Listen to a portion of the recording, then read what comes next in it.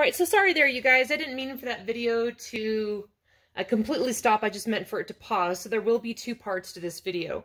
So after your practice problems, you guys get to number 4. And it says rules for determining significant figures. A, for addition and subtraction, the answer should have the same number of decimal places as the term with the fewest decimal places. So you will find the term that has the fewest decimal places, and you will round the one that has longer decimal places to equal the same amount of numbers to the decimal as the one with the fewest decimal places. B, for multiplication and division, the answer should have the same number of sig figs as the term with the fewest number of sig figs. So if I was multiplying 3 by 4, 4 has the fewest sig figs with 1, so your answer would round up to the 1 sig fig. In multi-step calculations, you may round at each step or only at the end. D, the exact numbers such as integers are treated as if they have an infinite number of significant figures.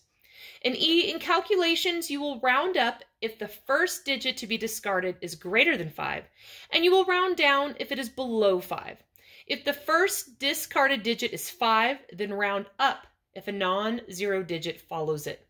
Round down if it is followed by a 0. And those are some rules for determining how many sig figs are in an equation. And so for your practice problems, you have 2 practice problems on your worksheet. Number 1 that says determine the number of sig figs in the following numbers.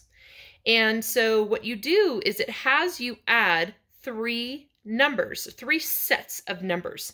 So it has you add 12.793 plus 4.58 plus 3.2794. So you want to line them up old-fashioned wise with those decimals all in a line properly. And then when you're all finished, you need to make sure it has the correct amount of significant figures. So you need to figure out which one has the fewest amount of significant figures, and that's what your answer should be. So once again, your answer should be the term that you start with that has the fewest amount of significant figures. You must show your math. On the side of here somewhere in this given area, you must show your math, how you came apart determining, show the actual addition process, and then how you determine which one has the least amount of sig figs.